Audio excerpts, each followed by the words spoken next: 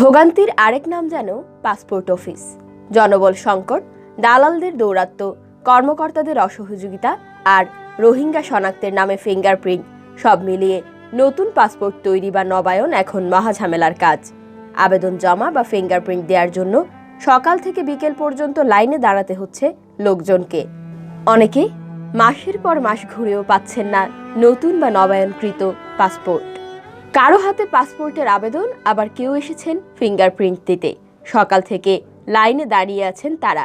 শুরুতেই তাদেরকে যে বিড়ম্বনায় পড়তে হয় সেটা হচ্ছে রোহিঙ্গা শনাক্তকরণ ফিঙ্গারপ্রিন্ট। নতুন হোক বা নবায়ন হোক, আবেদনকারী রোহিঙ্গা শরণার্থী কিনা সেটা প্রমাণে দিতে হচ্ছে ফিঙ্গারপ্রিন্ট। এই ফিঙ্গারপ্রিন্টের জন্য ঘন্টার পর ঘন্টা লাইনে দাঁড়াতে হচ্ছে আবেদনকারীদের। অথচ অনেকের কাছেই রয়েছে এদেশের নাগরিকত্বের অকাট্য প্রমাণ। কেউ 20 থেকে 25 বছর ধরে ব্যবহার করে আসছে বাংলাদেশি পাসপোর্ট, কিন্তু নবায়নে এসে তাকে আবারও প্রমাণ করতে হচ্ছে তিনি রোহিঙ্গা নন। সরকারি চাকুরিজীবী, অবসরপ্রাপ্ত সরকারি কর্মকর্তা, কারোই রেহাই মিলছে না এই বিড়ম্বনা থেকে। অথচ পাসপোর্ট নবায়নের আবেদনকারী ও স্মার্ট কার্ডধারীদের এই প্রক্রিয়া থেকে বাদ দিলে ভোগান্তি অনেক কমতো বলে মনে করছেন ভুক্তভোগীরা। আমি সকাল 9টার দিকে গেটে ঢুকছি, তো 9টার পর থেকে প্রথমে সিরিয়াল আসলাম, 12টা সাড়ে 12টার দিকে ফাইল জমা দিছি। এরপরে ফাইল পাইছি অনেক পরে, এখনও ফাইলগুলো আইছি। এখন আমি রোহিঙ্গা না ওটা গিয়ে প্রমাণ করা লাগবে আর কি। সব ডকুমেন্টস আছে আমার, ইন্টার সার্টিফিকেট আছে, এসএসসি সার্টিফিকেট আছে, আইডি কার্ড আছে, নিবন্ধন আছে। 2-3 ঘন্টা থাকি আমরা এই রোদ্রের মাঝে খাড়া আছি। তারা মনে কা 5 বছর আগর পাসপোর্ট আছে, তারা যদি এই টেস্টটা না আনইন তাহলে মনে আমরা ভোগান্তিটা কিছুটা লাঘব হইব। আবেদনপত্রে ছোটখাটো ভুলের জন্য কর্মকর্তারা ফিরিয়ে দেন নতুন পাসপোর্টের আবেদনকারীদের। এছাড়া পাসপোর্টের ভুল সংশোধন করতে গিয়েও মহাবিড়ম্বনায় পড়তে হচ্ছে অনেককে। মাসের পর মাস পাসপোর্ট অফিসে ধর্ণা দিয়েও প্রতিকার পাচ্ছেন না তারা। টেবিলে টেবিলে ঘুরতে হচ্ছে তাদেরকে।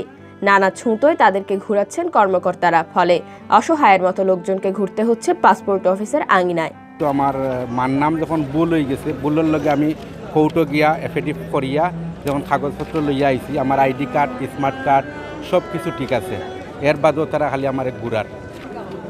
এইটা আমরা যেহেতু পাসপোর্ট রিনিউ করাতাইছি, এইখানে আমাদের যে সবার সাথে যে কাগজ প্রথমে জমা নিল সবার মধ্যে করে, এর মধ্যে অনেকেরই দেখলাম যে আগের পাসপোর্ট থাকা সত্ত্বেও, আপনার ভোটার আইডি কার্ড থাকা সত্ত্বেও ওনাদের এগুলো ফেরত দিছে, প্রথম কথা।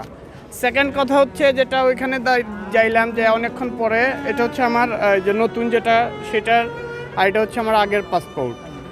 আর এইখানে অনেকক্ষণ দাঁড়ানোর পরে ওনারা যে একটা কাগজ দিল, এটা হচ্ছে এখন আমরা দাঁড়াচ্ছি আবার যে রোহিঙ্গা টেস্টের জন্য।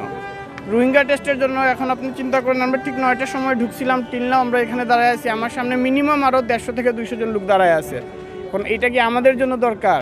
আর যে রোহিঙ্গার যে লাইন ধরাইল, আমরা ইউনিয়ন অফিস থেকে সার্টিফিকেট আনলাম, বার্থ সার্টিফিকেট বা জেতা সার্টিফিকেট, কার্ড, বিভিন্ন জিনিস আনলাম।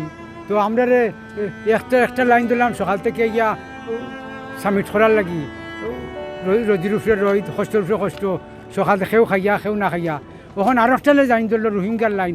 রোহিঙ্গা তো হইতে কি। পাসপোর্ট অফিস জুড়ে রয়েছে শক্তিশালী দালাল সিন্ডিকেট।